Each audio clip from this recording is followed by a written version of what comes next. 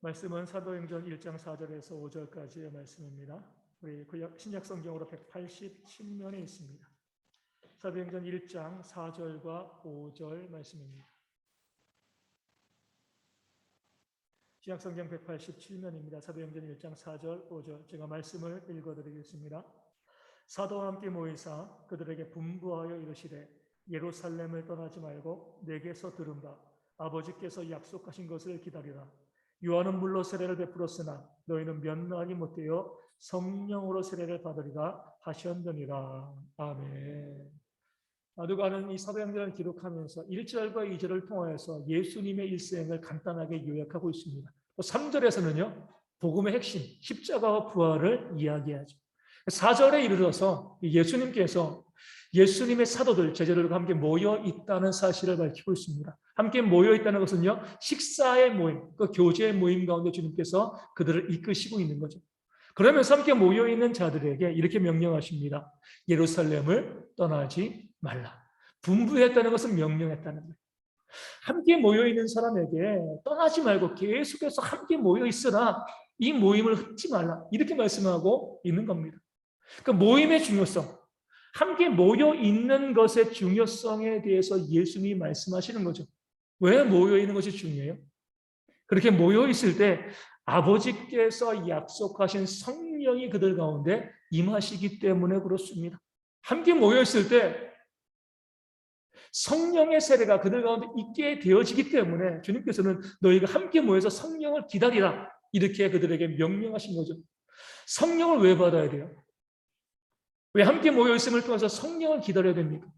그 성령이 임하시면은요, 성령의 능력으로 비로소 교회가 세워지고 교회가 부흥되어지고요. 그 교회에 있는 성도들의 삶에 하나님의 은혜가 능력이 충만하게 임하기 때문에 성령을 기다리라 이렇게 말씀하고 이렇게 명령하고 계신 겁니다. 교회가 부흥되어지는 것과 성도의 삶이 회복되어지는 것은요, 동전의 양면과 같습니다. 먼저 그의 나라와 그의 의를 구하면 그 공동체 안에 있는 성도들의 삶에도 하나님의 회복의 역사가 일어나게 되어 있습니다. 교회는 무너지고요. 교회는 부흥하지 않고 교회는 성령의 역사가 없는데 내 개인만 은혜 받아서 내 개인의 하나님의 역사가 일어나는 그런 일들은 없어요. 교회와 개인의 삶은요. 그 교회 안에 있는 성도들의 삶은요. 직결되어 있습니다. 그렇기 때문에 성령을 기다리게 되어집니다. 그러니까 공동체 안에서 성령을 받게 되어지면 공동체 자체도 부흥되어지고요. 그 공동체 안에 있는 성도들에게도 하나님의 놀라운 역사가 충만하게 임하게 되어집니다. 그렇기 때문에 너희가 떠나지 말고 함께 모여서 성령을 기다리라 명령하고 계신 거죠. 성경은요, 우리 성도 개개인의 다양성을 존중합니다. 우리는 똑같이 한 사람으로 만들지 않아요. 그러니까 각자의 다양성이 있죠. 하지만 개인주의를 용납하지는 않습니다. 교회는요, 예수님을 머리로 하고 서로 다른 지체들이 한 몸을 이루는 것이 바로 교회의 본질이죠. 우리는 다 다른 지체예요. 서로 다릅니다. 다양해요. 하지만 우리가 그 다양한 모습으로 서로 떨어져 있으면요, 몸이 어때요? 팔 떨어져 있고, 다리 떨어져 있고, 심장 나가 있고, 몸이 죽은 거죠. 그렇죠? 서로 다르지만 그 다양한 지체이지만 그들이 모여서 한 몸을 이룰 때 교회가 되어지고요. 그렇게 한 몸을 이루어야지만 뭐 할 수 있어요? 움직이고 역사할 수 있습니다. 모든 지체가 함께 모여서 한 몸을 이루어야지만 나가서 움직이고요. 놀라운 일들을 만들어낼 수가 있는 거죠. 교회도 마찬가지입니다. 이 공동체는 한 교회죠. 그렇죠? 여러 교회가 아니에요. 한 교회로 한 몸을 이루었을 때 성령께서 거기에 임하시고요. 그 성령께서 그 하나로 뭉쳐진 함께 모여있는 그 공동체를 통해서 하나님의 부흥과 회복의 놀라운 역사를 이루시기 때문에 성경 말씀대로 성령의 하나 되게 하신 것을 힘써 지키라. 우리가 말씀하고 있습니다. 하나 되게 하신 분은 성령 하나님이시죠. 그렇기 때문에 교회는요, 무엇보다도 함께 모이는 것, 하나 되어지는데 그 사역에 중심을 두어야 할 것을 주님께서 명령하고 계신 겁니다. 만약에 함께 모이지 아니하면 우리가 서로 흩어져 있으면 거기에는 하나님의 역사가 일어나지 않죠. 하나님이 일하지 않으시는 거예요. 일하지 못하시는 것이 아니라 일하지 않으십니다. 왜 이 시대의 교회 가운데 하나님의 역사가 보여지지 않는가? 왜 우리 개인의 성도의 삶에 하나님의 능력이 그 은혜가 보여지지 않는가? 여러 가지 많은 이유가 있지만 그 중에 하나는요, 우리가 함께 모이지 않기 때문에 그렇습니다. 하나 되어지지 않으니까 하나님께서 그 공동체를 통해서 일하지 않으시고요, 그 성도 개인의 삶에 하나님의 능력을 보여주시지 않는 거죠. 만약에 사도들이요, 주의 명령을 어기고요, 함께 모여있지 않고 뿔뿔이 흩어졌으면요, 교회도 없고 복음도 없는 거죠. 그들이 함께 모여 있으니까 성령이 임하시고 교회가 세워지고요, 하나님의 능력이 나타난 것이지, 각자 자기의 살 길 찾아가지고요, 여기저기로 흩어졌으면요, 아무런 하나님의 역사도 나타날 수가 없는 거죠. 흩어지면은요, 신앙이 죽습니다. 믿음이 떨어지는 거죠. 이게 성경의 원리. 그렇기 때문에 하나님께서는 하나님의 백성들이 먼저 함께 모이는 것을 우리 가운데 명령하시는 겁니다.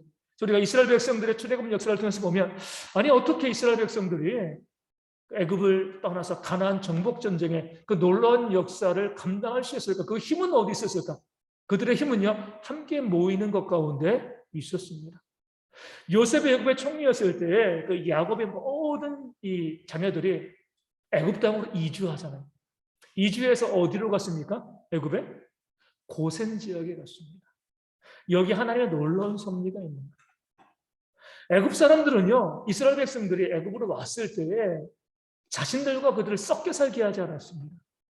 완전히 격리시키고요, 분리시켜서 이스라엘 백성들 고센 지역에만 머물게 했습니다. 왜냐하면 애굽 사람들은요, 소를 이 신으로 섬겼거든요. 근데 이스라엘 백성들은 직업이 뭐였어요? 목축업이죠. 소와 양과 염소를 키웠습니다. 그럼 목축업을 하면서 뭐 했어요? 소를 잡아먹었잖아요. 그렇죠? 우리는 신으로 섬기고 있는데 보니까 이스라엘 민족들은 자신이 신으로 섬기고 있는 대상을 죽여서 잡아먹는 거예요. 함께 머무를 수가 없는 겁니다.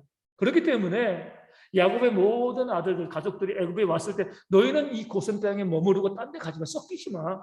어떻게 소를 잡아먹는 그런 민족과 우리가 함께 할 수 있느냐? 격리시켰습니다. 물론 애굽의 영향이 계속 있었죠, 그 안에. 그 격리된 시간이 몇 년이에요? 430년. 그들이 그렇게 함께 모여서 격리되어서 함께 모여 있었기 때문에 430년을 지나면서 그 긴 시간 동안 신앙의 정체성을 잃어버리지 않았습니다. 민족의 정체성을 잃어버리지 않은 거죠. 우리가 일본에서 몇 년간 지배를 당했습니까? 식민 지배 35년이죠. 1910년부터 45년까지. 아직까지도 뭐가 있어요?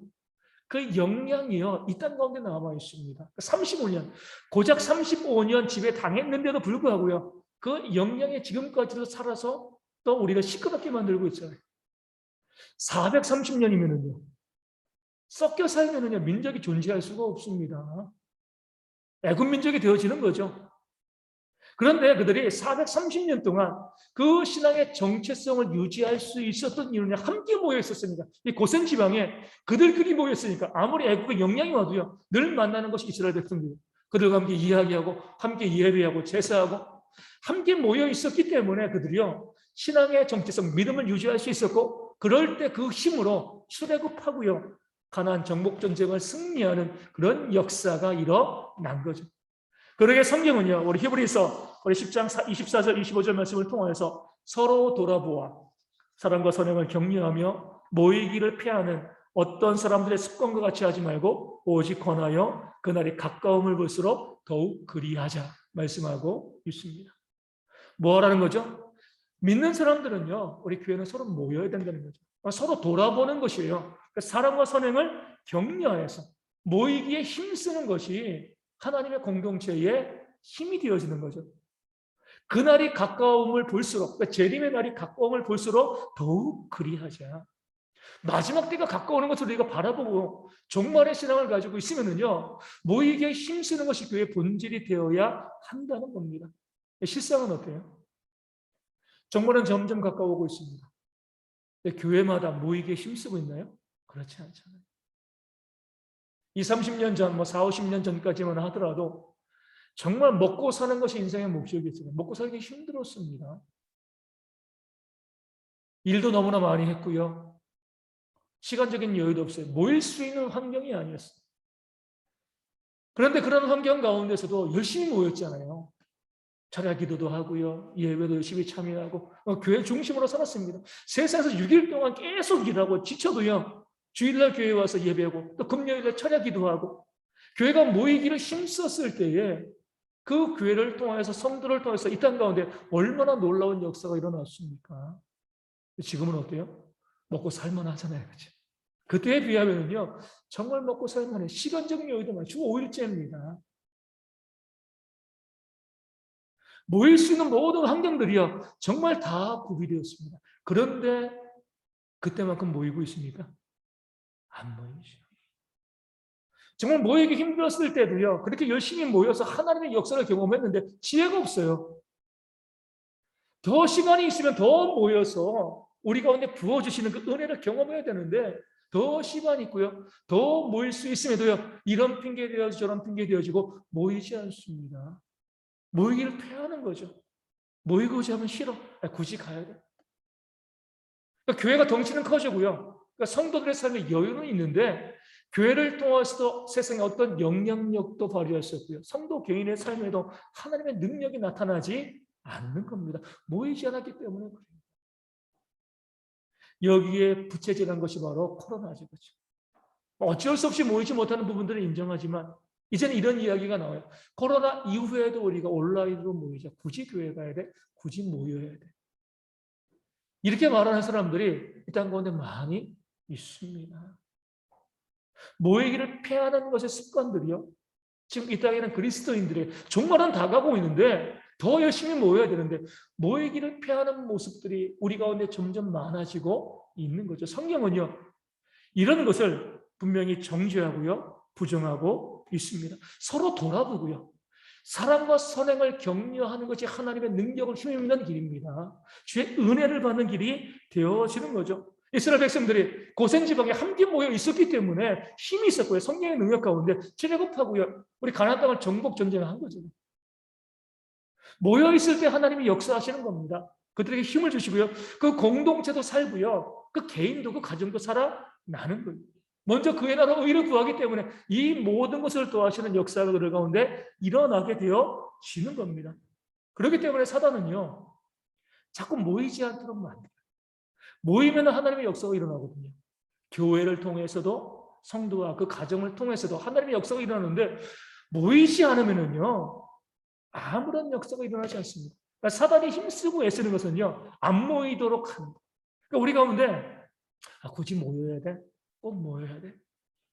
자꾸 이런 마음이 들고 그런 마음이 우리 가운데 생겨나면요. 우리 마음에 사단이 덫을 놓고 있는 겁니다. 모이면 성령이 하나 되게 하시잖아요. 그러니까 사단이 공격할 수가 없습니다. 모이지 않고 흩어지면요. 사단은요. 각계격파를 하는 거죠. 흩어지면 반드시 뭐예요? 사단이 시험합니다. 주변을 잘 보시면요. 그 모임에서 떨어져 나간 사람들이 모이기 힘쓰지 않는 사람들이 얼마나 많은 시험과 문제 가운데 빠져 있는 걸 우리가 보게 되어집니다. 잘 보셔야 돼요. 예수님께서도 보면 마지막 십자가 사역 전에 우리 예수님의 제자들에게 이렇게 말씀하십니다. 함께 겟세마네로 가자. 또 그들에게 무엇을 부탁합니까? 함께 기도하자. 이런 말씀이 그 다음에 나오죠. 너희가 나와 함께 1시간도 이렇게 깨어 있을 수 없더냐. 우리 주님께서는 함께 하기를 원했습니다. 그들은요, 함께 하지 않았죠. 예수님께서 십자가 사역 전에 예수님의 제자들을 데리고요, 겟세마네에 올라가시면 우리 오해하시면 안 돼요. 그 다음날 있을 그 주님의 고난과 십자가가 너무 고되고 힘들어서 우리 제자들이 좀 도와주기를 바라서 예수님의 제자들을 데리고 가셨다. 이렇게 보시면 안 돼요. 원래부터 십자가의 사역을 위해서 땅 가운데 오셨습니다. 예수님의 제자들이요, 기도로 도와주지 않아도 주님께서는요, 그 사역을 능히 잘 감당하실 수 있어요. 그럼에도 예수님의 제자들을 데리고 올라가신, 함께 가신 이유는요, 그들을 위해서예요. 함께 하지 않으면, 그러니까 사단의 시험이 그들 가운데 있을 것을 아시기 때문에 그 사도들을 지키시고 보호하시고 힘주시기 위해서, 능력 주시기 위해서 함께 가서 기도하자. 나를 위해서가 아니라 너희를 위해서 기도하는 거예요. 그런 모습으로 데려갔는데 그들은 함께하지 못했죠. 사단의 시험이 그들 가운데 있어서 주님을 부인하고 도망가고 다 주님을 버리게 되었습니다. 함께하지 못했을 때 반드시 사단의 시험에 든다는 것이 성경이 우리 가운데 알려주는 중요한 교훈이 됩니다. 그렇기 때문에 믿는 성도들은요, 함께 모이는 것을 내 신앙의 출발점으로 세워야 됩니다. 어떻게 믿음이 자랍니까? 함께 모이시면 돼요. 모여서 사랑과 선행을 격려하면서 믿음을 격려할 때 그 신앙이 자라게 되어 있는 거죠. 그런데 우리가 함께 모이는 것이 어려우시오요? 어렵죠. 성경은요, 탕자의 비유를 통해서 함께 모이는 것에 대한 두 가지 중요한 사실을 우리 가운데 알려줍니다. 첫 번째는 뭐냐면 함께 모이는 것이 쉽지 않다는 거예요. 탕자는 어땠어요? 아버지와 형과 함께 있기를 원치 않았기 때문에 집을 나간 겁니다. 함께 있으니까 어때요? 싫은 거예요. 마음도 안 맞고 별로 보고 싶지도 않은 겁니다. 함께 있고 싶지 않아요. 유산 주세요. 내가 떠나겠습니다. 우리 가운데도 그러지 않습니까? 왜 함께 모이지 않아요? 저 사람 싫어가지고. 누구 때문에? 함께 있는 게 너무 힘들어요. 그 사람 때문에 함께 있는 거 나 하고 싶지 않아요. 어떤 사람 때문에 함께 있지 않으려고 하는 일들이 우리 가운데 많이 있습니다. 탕자를 잘 보시는 거예요. 아버지와 형과 함께 있기 싫어가지고요. 재산 챙겨가지고 나갔습니다. 처음엔 잠깐 자유였죠. 해방됐습니다. 곧 어때요? 모든 것을 잃어버리고요. 무엇을 그리워요? 아버지와 함께 있던 시간을 그리워하게 되어줍니다. 탕자의 비유는 이것을 말씀해주고 있는 거예요. 지금 함께 있기 싫어가지고 누구 때문에 그 공동체를 떠나면은요, 좋을 것 같지만 그 함께 있는 것보다 훨씬 더 큰 문제가 그를 기다리고 있다는 거예요. 함께 있음으로 받는 고통과 아픔보다는요, 흩어져서 따로 있을 때 받는 고통과 아픔이 훨씬 더 크다는 것을 탕자는 보여줍니다. 오죽했으면 돌아왔겠어요. 싫어서 갔는데 다시금 함께 하려고 돌아오는 거잖아요. 함께 있을 때 고통과 어려움 가운데도 하나님의 은총이 있습니다. 함께 하지 않으면요, 하나님의 은총이 없고 사단의 시험이 있기 때문에 더 고난을 당할 수밖에 없다는 것을 탕자는 우리 가운데 보여주고 있습니다. 그렇기 때문에 우리 공동체 가운데 사람이 다 다른데요, 어떻게 다 내 마음에 들겠습니까? 답답하기도 하고요, 함께 정말 말 섞기도 싫은 그런 사람들이 공동체 안에 있을 수 있습니다. 그럼에도요, 함께하는 것이 내가 살고 우리 가정이 살고 교회가 사는 지혜가 되어지는 겁니다. 함께하지 않고 나가게 되어집니다. 더 큰 고난과 어려움이 있게 되어짐을 성경은 말씀하고 있습니다. 함께 해마에서 우리가 고려해야 될 것은요, 우리가 몸만 있다고, 물리적으로 함께 있다고 것이 함께 있는 것이 아니라는 거죠. 예수님의 제자들도 겟세마네 함께 있었습니다, 몸은요. 하지만 마음은 떨어져 있었죠. 함께하는 것이 아니에요. 일단은 물리적으로 함께 모여야 되지만 그 다음에 뭐야? 마음을 합해야 됩니다. 이 마음을 합하는 데서 실패하는 것이 바로 탕자의 형이죠. 탕자의 형은요, 아버지와 함께 있었습니다. 탕자는 함께 있기 싫어서 떠난 거고요. 하지만 그 탕자의 형, 그 큰 형은요, 아버지와 함께 있으면서도 함께 있는 것이 아니죠. 마음이 달랐어요. 그 동생이 거지가 되어서 아버지 집으로 돌아왔을 때 아버지가 그 탕자를 받아주고 안아주었죠. 그 잔치를 베풀었습니다. 그때 그 형의 본색이 나오죠. 아버지께 원망하고 불평했어요. 아버지와 함께 있었지만 동상이몽이죠. 전혀 다른 마음을 가지고 있었습니다. 그것을 나타내지만 않았을 따름이에요. 동생이 다시 돌아온 것을 통하여서 그 형은 아버지와 함께 있지 아니하였다. 물리적으로 함께 있었지만 실제로 함께 있지 아니하였다는 것을 보여주고 있습니다. 공동체도 마찬가지예요. 억지로 함께 모을 수 있습니다. 함께 다. 하지만 마음이 하나 되어지지 아니하면요, 함께 되어지는 것이죠. 마음이 하나 되어지지 않으면 우리가 함께 되어지는 것이 아니기 때문에 하나님의 역사가 일어나지 않습니다. 마음까지도 하나 돼요. 어떻게 마음이 하나 될 수 있습니까? 그 탕자의 형은 어떻게 해야지 아버지와 마음이 하나 될 수 있는 거죠? 아버지의 마음과 생각을 자기가 가지면 되는 거예요. 내 생각, 내 주장 고집하지 않고 아버지의 마음을 가지고요, 아버지의 생각을 가지면 아버지와 함께 있으죠. 그 마음까지도 하나 되어지는 거죠. 우리도 마찬가지입니다. 물리적으로 모였을 때 내 생각 주장하고요, 내 고집 내세우게 되어지면은요, 함께하는 것이 아니에요. 성령이 하나 되게 하시는 그런 하나님이시기 때문에 우리가 모였을 때 오직 하나님의 말씀만 믿고 그 말씀에 순종하게 되어지면 비로소 공동체가 하나 되어집니다. 자꾸 내 생각을 주장하고요, 내 고집을 내세우고 싶은 마음이 있을 때 누르세요. 하나님이 무엇이라고 말씀하시는가, 하나님의 마음과 뜻이 무엇인가, 그것을 바라보면서 거기에 순종해 나가게 되어지면 물리적으로도 모이고 마음도 하나 된 그런 함께 하나 되어지는 공동체가 만들어지게 되어집니다. 그러할 때 하나님의 역사가, 은혜가 교회와 성도에게 임하게 될 줄로 믿습니다. 문제는요, 이렇게 함께함에 대해서 말씀드렸음에도 불구하고 그래도 함께하지 않는 사람들이 너무나 많이 있다는 거예요. 모이기를 힘쓰지 않은 사람들이 너무나 많이 있습니다. 하나님은 어떻게 하실까요? 내가 이렇게 말했는데 함께하라고, 내가 은혜 베풀어 주겠다고 내가 너에게 이렇게 이야기했는데도 그래도 함께 모이지 않아? 에이, 포기. 하나님은 포기하지 않으십니다. 이게 문제가 되는 거죠. 포기하면 어떻게 보면 좋을 수 있는데 하나님은 결국 포기하지 않으십니다. 우리가 함께 해야 되는데 함께하지 않으면 어떻게 해요? 함께 하도록 만들어 주십니다. 무서운 얘기죠? 우리 기도해야 되죠? 기도하지 않으면요, 기도하게 만드시는 거예요. 우리나라에 보면 여당과 야당이 있습니다. 맨날 보면 우리나라뿐만 아니라 나라마다 정치하면서 여당과 야당이 맨날 싸워요. 여당과 야당이 하나 될 때가 있습니다. 언제요? 전쟁 나면.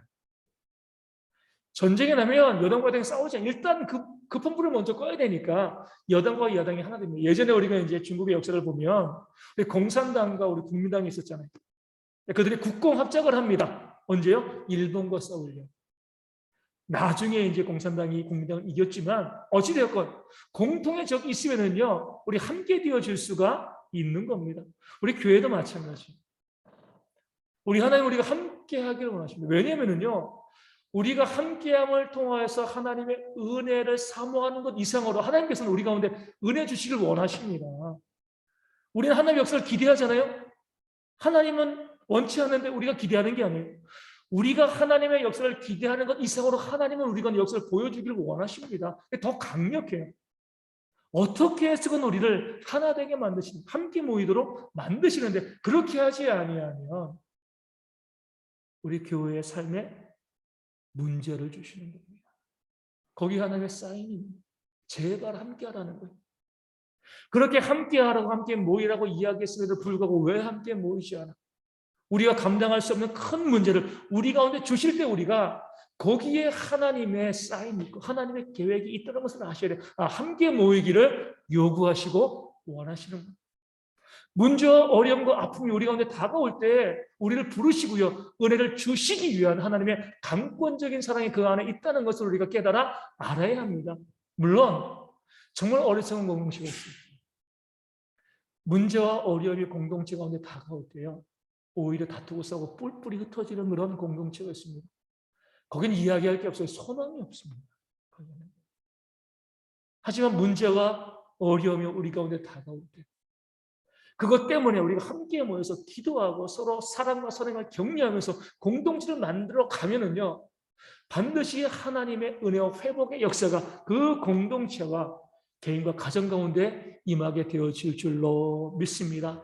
그래서 우리 가운데 끊임없이 문제가 발생하는 이유는요, 하나님이 우리를 징계하심이 아니라 더욱더 우리에게 큰 은혜를 내려주시기 위해서 함께 모이게 하시기 위한 하나님의 사랑과 섭리임을 기억하시고요, 우리 모든 성도들이 함께 모이기를 힘쓰는 그런 신앙이 회복되어지고 그것을 통해서 교회도 부흥되어지고 또 우리 개인의 삶에도 하나님의 은혜가 넘칠 수 있도록 우리 함께 찬송하고 기도하도록 하겠습니다. 620장 함께 찬송하겠습니다.